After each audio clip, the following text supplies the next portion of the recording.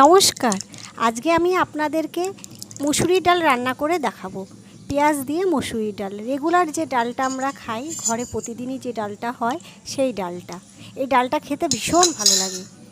এই ডালটা কেউ আসলো ঝটপট করে দেবেন, খুব ভালো লাগে। চলুন শুরু করি মুসুরির ডাল।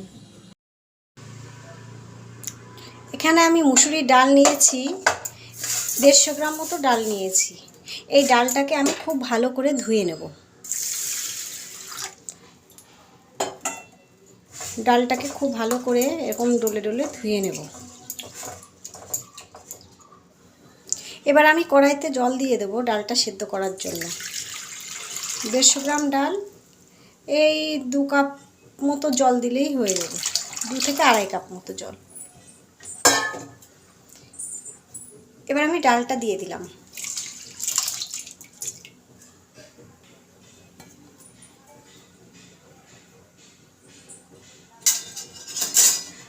একটু নাড়িয়ে দেব।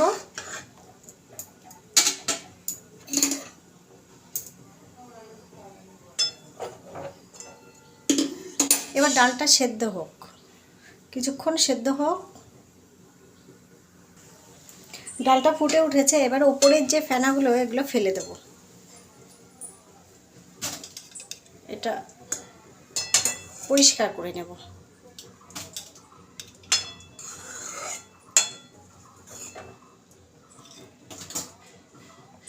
এখন আমি এই ডালটার মধ্যে একটা পেঁয়াজ কুচিয়ে রেখেছিলাম, এটা দিয়ে দেব।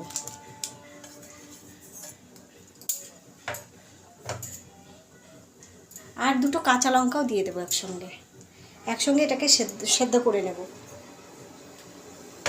এই পেঁয়াজ আর মুসুরির ডাল একসঙ্গে সেদ্ধ করে সেটাকে ভালো করে মানে ডালের সঙ্গে একদম মিহি করে মিশিয়ে দিতে হবে পেঁয়াজটাকে। এত সুন্দর লাগে এই কাঁচা পেঁয়াজ সেদ্ধ এই মুসুরির ডালটা করে দেখবেন, ভীষণ ভালো লাগে। দারুণ লাগে। এবং আমাকে জানাবেন কেমন লাগে। পুরো রান্নাটা দেখুন আমি কিভাবে করি। নতুন যারা রাঁধুনি তাদের তো এটা মানে খুব সহজ পদ্ধতিতে ভীষণ একটা ভালো রেসিপি। ডালটা খুব সুন্দর সেদ্ধ হয়ে গেছে। এখন আমি ডালটাকে হাতা দিয়ে ঘুটে দেব খুব ভালো করে। একদম লঙ্কা দিয়েছি, এই সেদ্ধ লঙ্কাটাও ঘুটে দেবো এর সঙ্গে, একদম মিহি করে দেব। তাহলে দেখবেন গন্ধটা, এই সেদ্ধ লঙ্কার গন্ধটাও ডালের মধ্যে থাকবে, খুব ভালো লাগে খেতে। অনেক রকমভাবে তো খেয়েছেন, এইভাবে একদিন করে দেখবেন, খুব ভালো লাগে। এইভাবে ডালটাকে আমি মিহি করে ঘুটে নেব। ডালটা আমি খুব ভালো করে ঘুটে নিয়েছি। এবার আমি পরিমাণ মতো জল দেব। যে যেরকম পাতলা রাখবেন সেরকম জল দেবেন। আমি খুব একটা পাতলা করব না, মিডিয়াম রাখবো, কারণ আমাদের পাতলা ডাল পছন্দ করে না, ওই জন্য আমি মিডিয়াম রাখবো। আপনারা যেমন খাবেন সেরকম রাখবেন। আর একটু দিয়ে দিলাম, ব্যাস। এবার আমি এর মধ্যে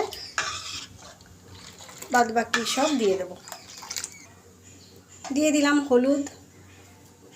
হলুদটা খুব একটা বেশি দেবেন না, কারণ হলুদ বেশি হয়ে গেলে কিন্তু ভালো লাগবে না, ডালের টেস্টটাই নষ্ট হয়ে যাবে। অল্প পরিমাণে হলুদ দেবেন।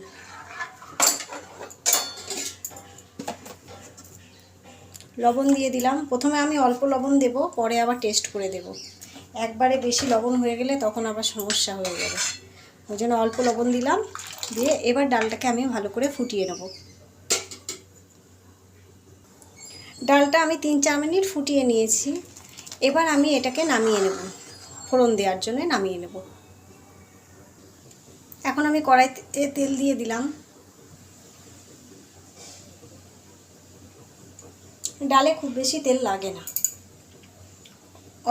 অল্পই দিতে হয়। এই তেলটা গরম হোক। তেলটা গরম হয়ে গেছে। এখন আমি 2টো শুকনো লঙ্কা ফোড়ন দিয়ে দিলাম। এটা একটু ভেজে নেব। শুকনো লঙ্কাটা খুব ভালো করে ভাজতে হবে, কারণ শুকনো লঙ্কার গন্ধটা ডালের মধ্যে মিশে যাবে, আর হালকা লাল থাকলে গন্ধটা তেমন বেরোবে না, ওই জন্য একটু ভালো করে ভাজতে হবে। এবার দিয়ে দেবো 2টো তেজপাতা। তেজপাতাটা একটু ভেজে নেব। আর আমি আর একটা পেঁয়াজ কুচিয়ে রেখেছিলাম, সেটা দিয়ে দিলাম। এবার একটু ভেজে নেব, পেঁয়াজটাকে একটু ভেজে নেব ভালো করে। পেঁয়াজটা ভাজা হয়ে গেছে, এবার আমি এর ভেতরে ডাল ঢেলে দেবো। আস্তে করে ঢেলে দেবো ডালটা।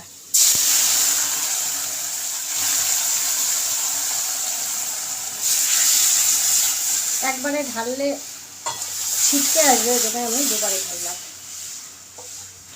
আর ডাল ঢালার সময় গ্যাসটা সিম করে নেবেন, তাহলে আর বেশি ছিটে আসবে না। তারপরে ডালটা ঢালার পরে আবার গ্যাসটা বাড়িয়ে দিলে কোনো অসুবিধা হবে না। বেশ, ডালটা একটু ফুটুক। ডালটা আমি আরও 2-3 মিনিট ফুটিয়ে নিয়েছি। এবার এর মধ্যে আমি আর দুটো চেরা কাঁচা লঙ্কা রেখেছিলাম, ওই দুটো দিয়ে দিলাম। এবার এটা আর 1 মিনিট ফুটিয়ে নেব। ব্যাস, হয়ে গেছে আমার ডাল, পেঁয়াজ দিয়ে মুসুরির ডাল। এইভাবে আপনারা করুন, ভীষণ ভালো লাগবে।